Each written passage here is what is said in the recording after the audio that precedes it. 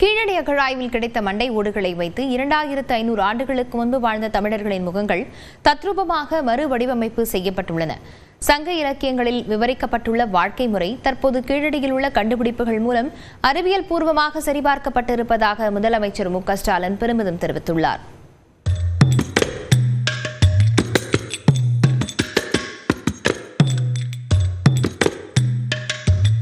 சிவகங்கை மாவட்டம் கீழடியில் தமிழ்நாடு அரசின் தொல்லியல் துறை சார்பில் பல்வேறு கட்டங்களாக நடத்தப்பட்ட அகழாய்வில் மண்பானை, பகடைக்காய், உழவுத் தொழிலுக்கு பயன்படுத்தும் கல்லால் ஆன ஆயுதம் உள்ளிட்ட தொன்மையான பொருட்கள் கண்டறியப்பட்டன. குறிப்பாக கீழடி அகழாய்வு மையப்பகுதியில் இருந்து சுமார் 800 மீட்டர் தொலைவில் உள்ள கொந்தகை என்ற ஈமச்சடங்கு தளத்தில் இருந்து மண்டை ஓடுகள் கண்டெடுக்கப்பட்டன.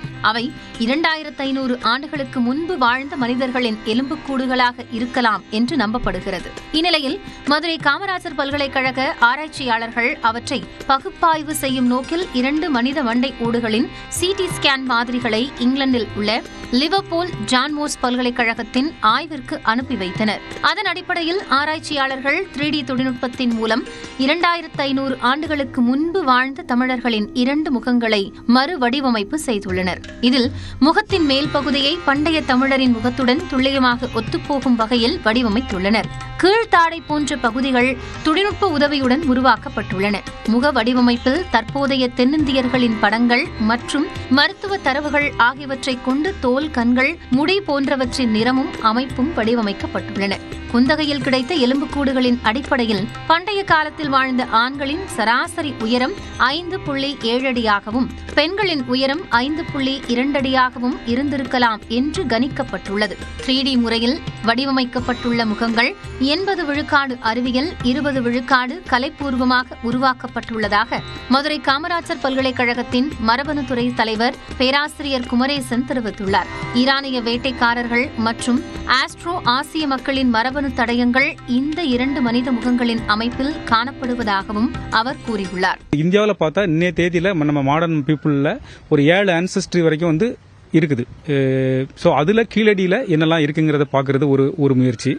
ரெண்டாவது என்னன்னா எந்த மாதிரியான அனிமல்ஸ் எல்லாம் கீழடியில் பயன்படுத்தியிருக்காங்க. So already Deccan College Pune ஒரு போன்ஸை வச்சுக்கிட்டே இந்தந்த அனிமல்ஸ்லாம் இருந்திருக்குங்கிறத டிகோட் பண்ணியிருக்காங்க. பட் நாங்கள் மரபியல் முறையில் டிஎன்ஏ டெஸ்ட் பண்ணி என்னென்ன அனிமல்ஸ்லாம் இருந்திருக்குன்னு பார்க்கறது ஒரு முயற்சி. ஸோ அதில் ஸ்பெசிஃபிக்காக என்ன இப்போ நம்ம ஹியூமனில் என்ன மைக்ரேஷன் ரூட்டு அப்படின்லாம் சொல்லி பார்க்குறோம். இந்நிலையில் எக்ஸ் தளத்தில் பதிவிட்டுள்ள முதலமைச்சர் மு க ஸ்டாலின் சங்க இலக்கியங்களில் விவரிக்கப்பட்டுள்ள வாழ்க்கை முறை தற்போது கீழடியில் உள்ள கண்டுபிடிப்புகள் மூலம் அறிவியல் பூர்வமாக சரிபார்க்கப்பட்டுள்ளதாக பெருமிதம் தெரிவித்துள்ளார். இதேபோன்று எக்ஸ் பக்கத்தில் பதிவிட்டுள்ள அமைச்சர் தங்கம் தென்னரசு கீழடியில் தமிழ் மக்கள் நாகரிகத்தில் சிறந்தவர்களாக வாழ்ந்தார்கள் என்பதற்கான அறிவியல் சான்றுகள் ஒன்றன் பின் ஒன்றாக உலக அரங்கில் நிரூபிக்கப்படுவது மட்டற்ற மகிழ்ச்சியை தருவதாக குறிப்பிட்டுள்ளார். இதற்கு பின்பாவது மத்திய அரசு கீழடி அகழாய்வு அறிக்கையை வெளியிடுமா என்பதே 8 கோடி தமிழர்களின் மனங்களில் எழும் ஒரே கேள்வி என்றும் அமைச்சர் தெரிவித்துள்ளார். இந்நிலையில் கீழடி அகழாய்வு அறிக்கை குறித்து மக்களிடம் விரைவில் தெளிவுபடுத்துவோம் என்று மத்திய இணையமைச்சர் எல் முருகன் தெரிவித்துள்ளார். ஒரு ஃபைனல் கன்க்ளூஷன் வர்றதுக்கு முன்னாடி மக்களிடத்துல தெளிவு பண்ண வேண்டியது அரசாங்கத்துடைய கடமை. அது முழுமையான ஒரு இது எல்லாத்தையும் எடுத்த பிறகு நம்ம சொல்றதுல மக்களுக்கு கிளாரிட்டி இருக்க போகிறது. அதனால ஒரு வேலை செய்து கொண்டிருக்கும் பொழுதே அந்த பாதியிலேயே நீங்க அதை இது பண்ணுங்கன்றதை விட ஒரு முழுமையான வேலை செய்து அவர்கள் வேலை செய்து கொண்டிருக்க மத்திய அரசாங்கம் தான் செய்யுது. நாம் மக்களுக்கு கூடிய சீக்கிரம் அதை தெளிவுபடுத்தும். கீழடி அகழாய்வு முடிவுகளை அங்கீகரிக்க இன்னும் அறிவியல் பூர்வமான ஆவணங்கள் தேவைப்படுவதாகவும் எல் முருகன் தெரிவித்தார்.